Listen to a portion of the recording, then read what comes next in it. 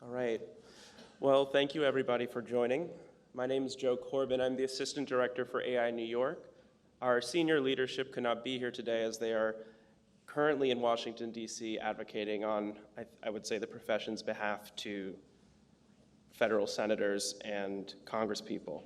But I would like to first thank you for joining us tonight for the book launch of Geospaces, Continuities Between Humans, Space, and Earth, a book by Alper Derinbogaz. Geospaces is an extended visual essay of ideas, images, drawings, and projects that follows the work of Derinbogaz over the past decade, framing an approach based on empathy with the Earth. This book launch will feature a panel discussion with Derinbogaz, Ferda Kalatan, Michael Young, and Ariane Harrison on how buildings can be seen as iterations of nature rather than artificial objects. A little bit about the author. Alper Derinbogaz is an architect and academic seeking communal relationships between the environment and spatial elements through scientific strategies. His experiments vary from installations to cultural projects, including the new City Museum nearing completion. Derinbogaz leads Salon, one of the best young architecture practices as listed by Architect Daily. And besides his studio, Derinbogaz is a Fulbright Scholar and winner of the UCLA Graduate Award, besides Europeans 40 under 40. His research has been exhibited in biennales and museums, including the Koolhaas curated Venice Architecture Biennale in 2014, with his work Modalities of the Spontaneous, an in-depth study of the urban developments in relationship with geography. His projects have won awards at the international architecture competitions from Songdo Library in Korea to Kaunas Science Island in Lithuania. His work and his research are recognized as inventive explorations of the possibilities of the physical environment. So it's my pleasure to invite Alper to the stage. Thank you.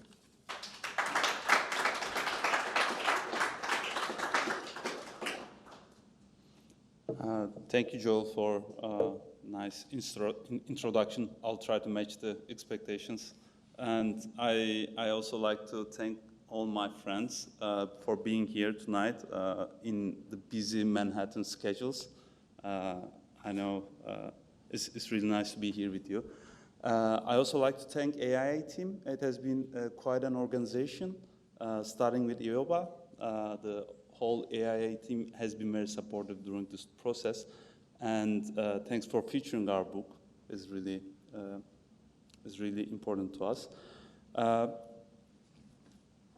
also like to extend my thanks to Ferda, Ariane, and Michael for taking time to reflect on what we have been studying around. A lot of the research and studies are inspired by your research also, so it's really nice you guys being here with me tonight.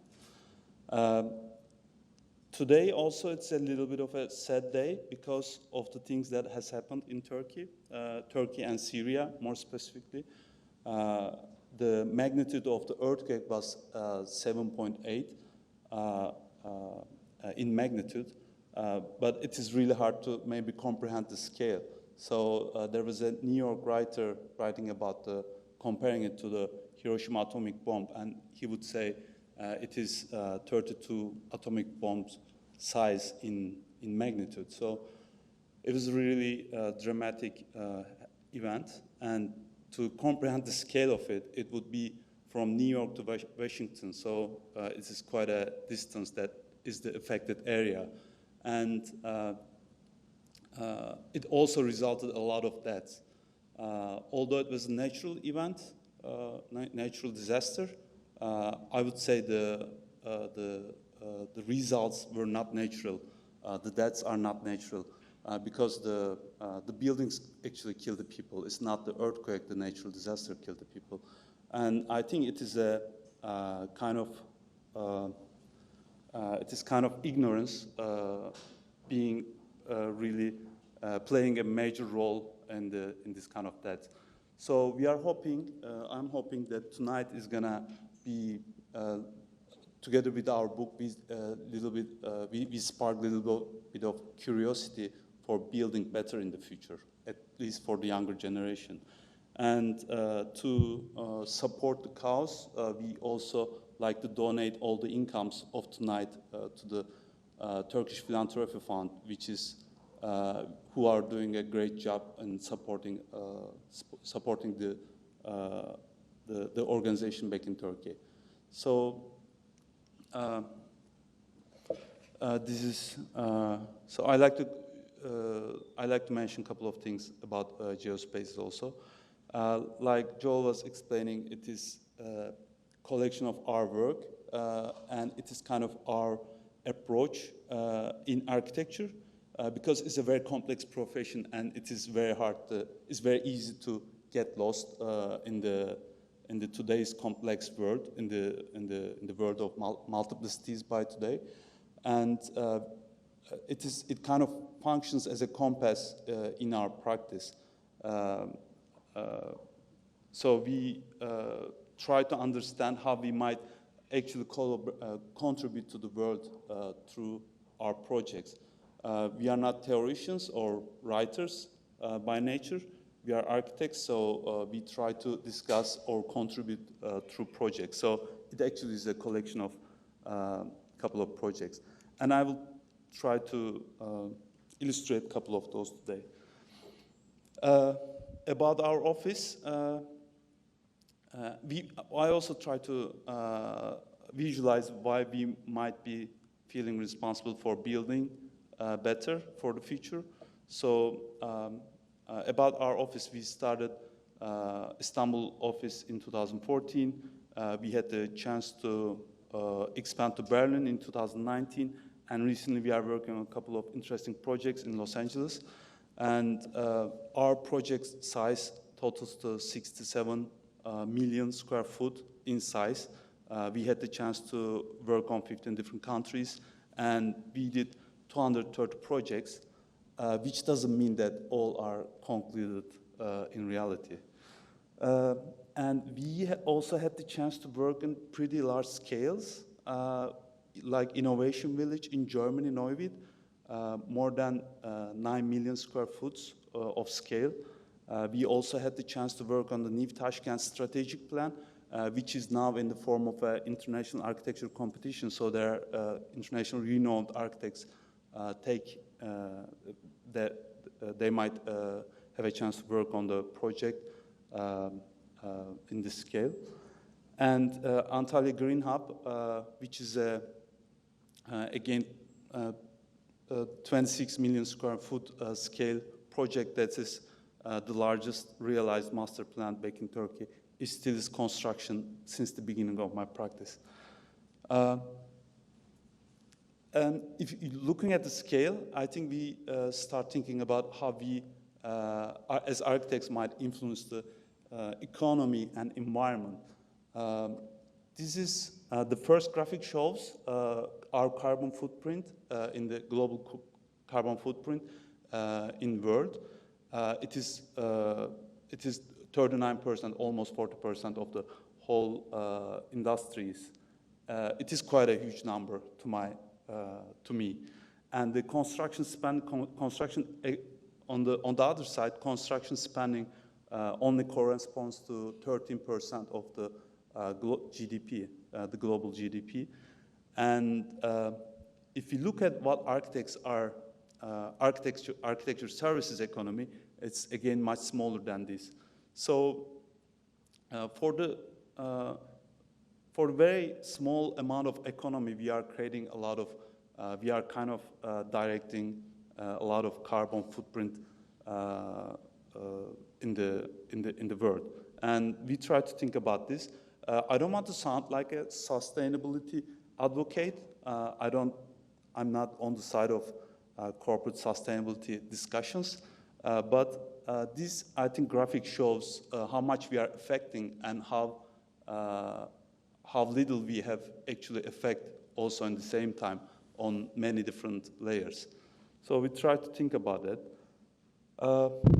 Also looking at our existence on Earth, we correspond to a very small small dot here in this timeline. You will see at the end as a red dot. That's our human existence in comparison to all the organic beings living on Earth. So I think it's a very striking thing that we already start discussing how we might end our life on Earth.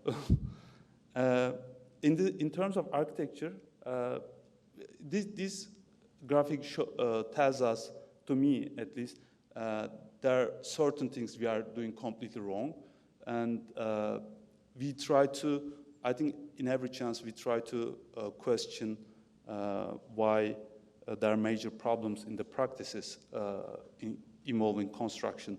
And this is, maybe you all are familiar with the graphic. This is Charles Einstein's illustration of primitive hut. So it would be pieces coming together. It still is trying to be a natural part of nature in the text, but in the illustration it still is pieces coming together. And we think this kind of understanding of architecture is a little bit of a problem. And I will try to discuss this. We try to discuss this in the book, actually. And one of the projects we had the chance to take a different approach is Villa Topos.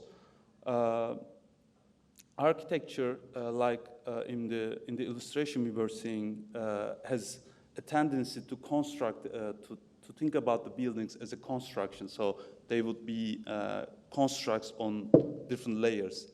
But we try to see in this case if it would be able to be part of the topography, existing topography.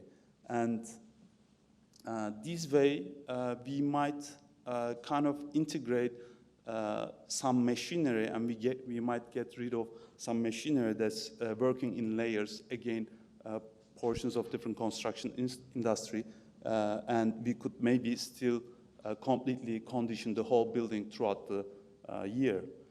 This was an experiment. We worked with a consultant, Cem Altun, by the time, and we buried the whole building underground. So by positioning the heat mass, we were able to condition the whole building throughout the year. So it was kind of an interesting experiment for us. These are beautiful pictures by Cemal Enden. And when you look at the building, there are not too many details. This is actually the air chimney that uses the local winds. But when you look at the building, there are not too many details hanging out. I had the privilege to host some of my very good friends in the house to advocate the whole conditioning thing. But I think that was the idea, that we leave as much possible space for spontaneity and flexibility. And this is how the details are looking.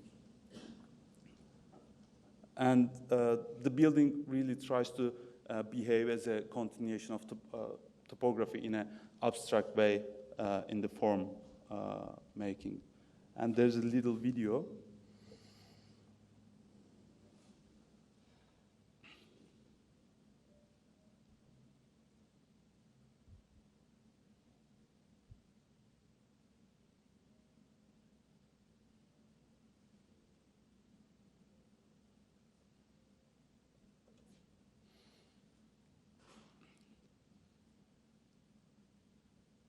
So the building is actually facing complete west. It is one of the hardest sun direction to control. In this case, together with the heat mass positioning, we were able to calculate the dimension of the terraces, so we would be able to shade the whole house. And these are some other details. Another project we had the chance to test one of those ideas was Science Island in Kaunas. This is an international competition. We were shortlisted together with 8 architecture offices by the time. We looked at how this was a very beautiful island to build on, and we wanted to see through scientific research how we might come up with an understanding of nature. So something we are building on it may not resemble the things there, but may create a deeper connection with the nature. Because I believe the nature universe is kind of computational in a way. And Alan Turing was very successfully experimenting with some of the theories about how they might be, how the organic structures might be coming together.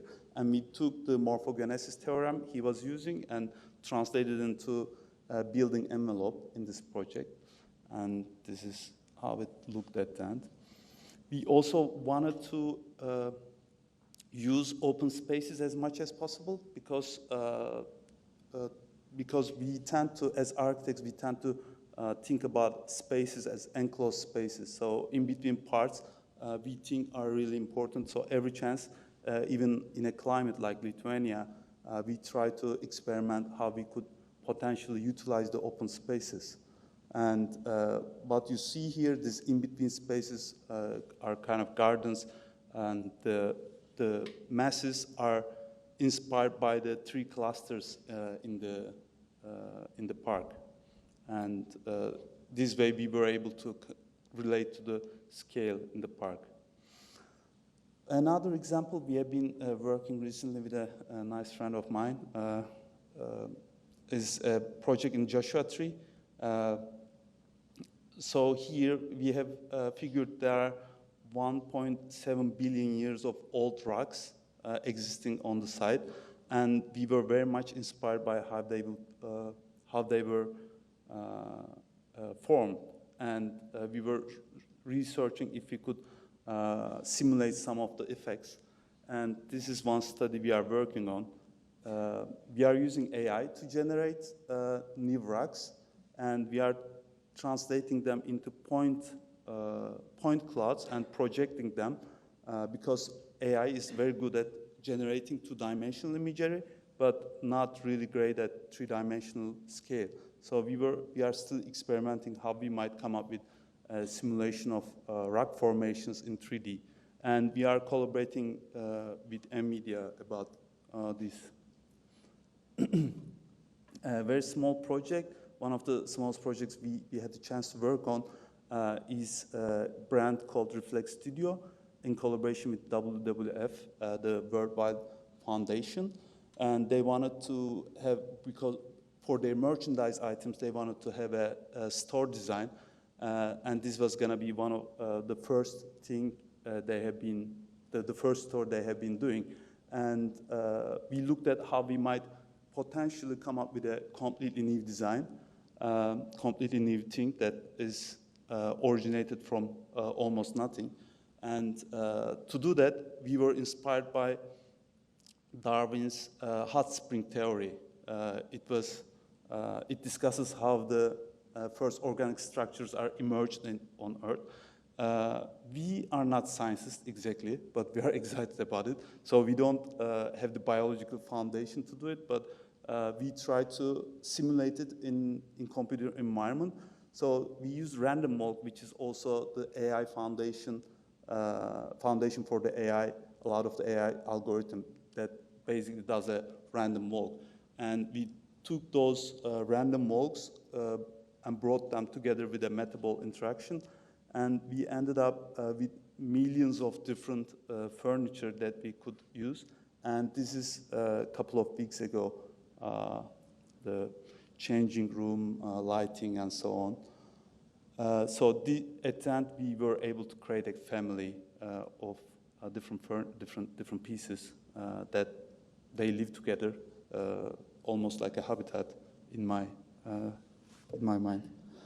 And one of the projects that was recently featured in Time magazine is Ecoton. Ecoton means the term ecoton means a transitional environment between two distinct environments. We also, in the book, were very inspired by this term because the clashes of two different environments brings a lot of diversity into life. And those are very invaluable for the ecological structures, ecological habitat.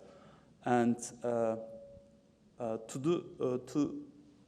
relate to the project, we were working inside a university, and we were doing an office building. So it would be an office building that involves a lot of research and innovation experiments.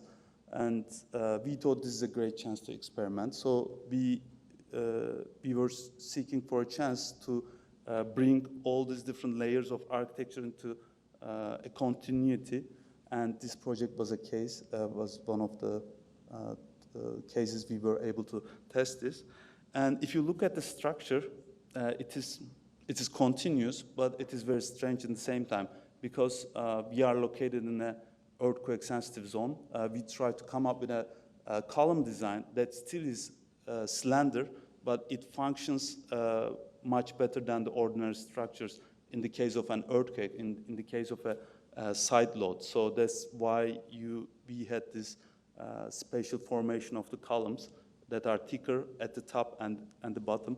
So this would take over a lot of the side loads. Again, a lot of research in a computational way, but in the material continuation, we wanted to make the building function perfectly, but it would still relate to each other and continue. And we came up with a lot of open spaces as meeting spaces. So we were able to kind of afford the building, because it obviously end up becoming a very expensive building. So we decided we open up a lot of spaces, and this way the meeting rooms are much more fun than ordinary meeting rooms. One of the other project, we had the chance to experiment with a natural situation. Was Finland. It was in Finland, Kore Art Museum for Sarah Hilden Art Museum. It was located inside a park. But the project was condensed in a very small zone. But for art exhibitions, you need a lot of light. And maybe this is a better image to look at. And to receive light, you need to be above ground. But there were a lot of underground galleries. So we came up with a design that narrows down and that is able to still bring natural light to the lower floors in this case. Another case, we have been working on this project quite a time by now. This is an electric car fabrication factory in Gebze. We tried to come up with an idea that is extending the ground. So we were able to minimize the footprint of the building. We were able to focus the building on a very narrow footprint, but on the facade we would be able to extend the ground surface, and the car would be able to circulate through the whole building. So it is basically an innovation center for a car manufacturer, electric car manufacturer.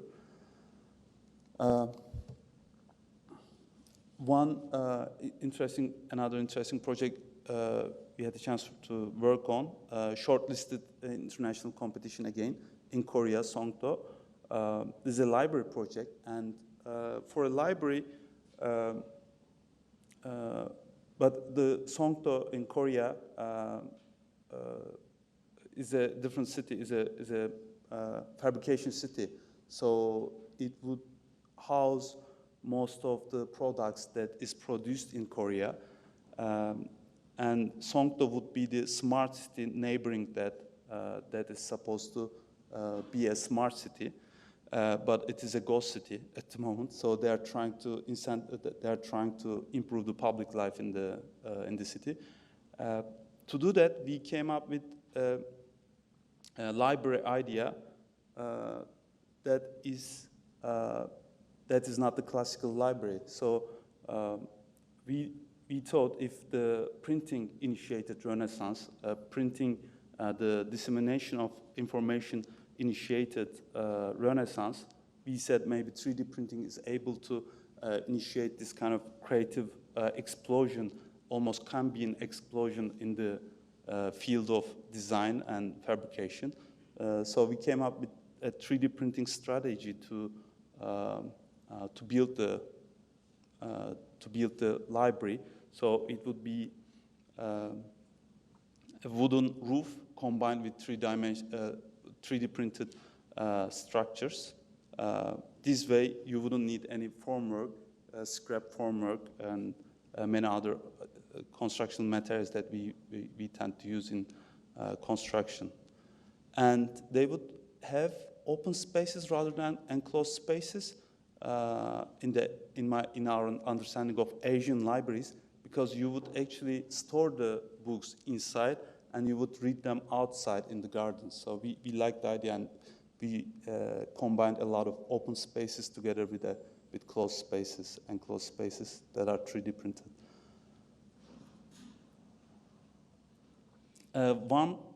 Another project called Augmented Structures. This was a collaboration together with Refik Anadol, new media artist. He still has an exhibition in MoMA around this time. We have been collaborating in many different projects. This is, again, one project. We try to see what is going on in the environment, and we try to deconstruct it and understand in depth what's going on behind the soundscape of Istiklal Street, called Grand Rue Pera by the time.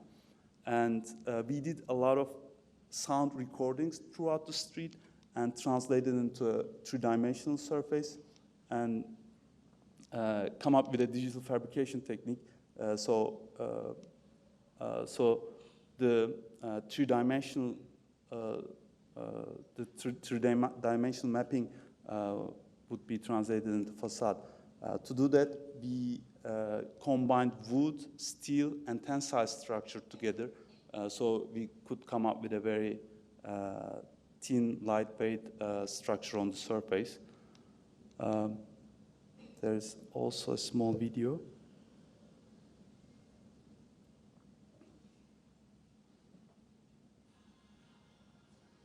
So it is one of the most popular streets, one of the most popular squares in the middle of Istanbul. It is a public space, also featuring public art exhibitions and so on. And to us, it was too valuable to just use it as a single screen. So we wanted to come up with an idea that in that way we were able to generate variety of the analysis that we were able to gather from the street, and we projected them on top of the surface. So the architectural fabrication needed to perfectly match the digital surface. It was kind of a fabrication experiment in that sense also. We also enjoy working with existing structures. This was a project that was going to be demolished and rebuilt by the time. And we tried to come up with an idea that we keep the building and come up with a new facade and a new function mix. There's a section around here. So we brought a street through the passage to bring back the building to the life. I had some sections I couldn't find, but it basically is bringing the street through the building, because together with touristification of the cities, we see more street levels are becoming more popular, and above floors are not being used, underused most of the cases. So we wanted to come up with an idea that utilize all the building and brings back into life. And so at the end, this is a combination of nightclubs, YouTube studios, the shared office areas, music market, and some bookstore together with an arcade center. So it was kind of a small street within the street, within the building. It also involves a venue because it was actually a movie theater by the time, and we are trying to keep existing spaces and translate them into best potential use of them. This is the modalities of spontaneous that we exhibited in 2014 in Venice Biennale. Also, this is very connected to the title of the book, the Geospaces. We as architects, not architects, but we usually tend to attach to visual things. And this is one study we try to go beyond what is visual and retinal. So we try to look at the geological layers behind the cities and how they affect the ownership borders, new development areas, and land values, and so on. These are some studies showing how the same topographical and geological conditions result in the similar cases. I think photographs are self-explaining, and we obviously were very excited, and we did a lot of study around that. I don't know if it is a known situation, but we noticed in New York there's a similar condition. You, I guess, all familiar with the bedrock underneath Manhattan. But if you look at the surface, there's a certain, maybe that also has to do something with the legalizations, but when we look in detail, we also understand the bedrock becoming close to the surface is also kind of affecting how the height of the building. So if the bedrock is closer to the surface, then you would have taller buildings, in my understanding. So this was just a very short study to look at how we might be related to the New York case. Through that exhibition, we were invited for the Museum of Istanbul in 2015. The construction started in 2016, and I figured the cultural buildings are taking forever, and it still is under construction. We hope it is to be opening next October. But very briefly, it was about relating to the environment, relating to the existing urban landfalls. We were given a site that is archaeologically very sensitive. There was a car park in the site, so we didn't want to get out of the site and do a master plan, but we strictly wanted to be inside that existing building. On the other side, in the master plan scale, this was a very undermined area, and we wanted to engage with the existing historical walls, and that complication brought a lot of diversity inside the building that reflected on the circulation, the curatorial scenario, the structure, and so on. And this is how it looks. There are some mock-ups. Construction is going on forever.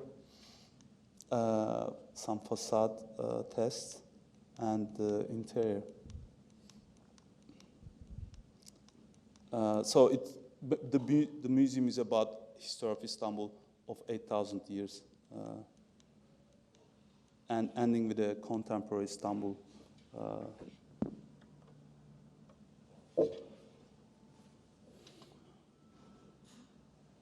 So to be on time, I will skip the video. Everything is online. You can most definitely see it.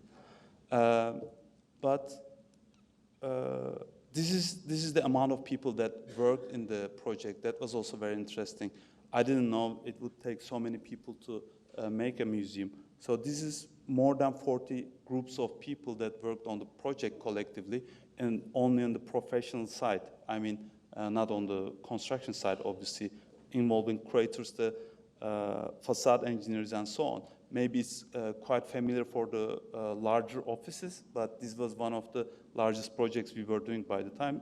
So in our understanding, this already is a huge scale of a small society. So we could do something with that, we were thinking. But to leave some open-ended questions, I will just leave a couple of questions around this. Overall, we don't propose that we completely go back and live inside geological spaces, but in between the Charles Ives illustration and the caves, there has been a lot of variations of how we would relate to the Earth, and we try to remember those. We think it might be very interesting to try to remember those. I know Ferda is doing a great job doing a detailed research around those. And this is one other case that is interesting to me. Recent findings in Göbekli Tepe suggest that there were once some self-organizing societies rather than imperial structural societies. And it is read through the architectural finds of the site. And this way of thinking might suggest some interesting future to us. So what I want to say is we are understanding collaboration is a very interesting and very important side of what we do. And we like to connect with you if you like to, if you think there might be things that we can touch each other. And beyond that, we also are forming a emergency architecture union for the recent unfortunate things that has happened in the earthquake zone, to come up with some ideas to build a better, to build better cities in the future. Thank you.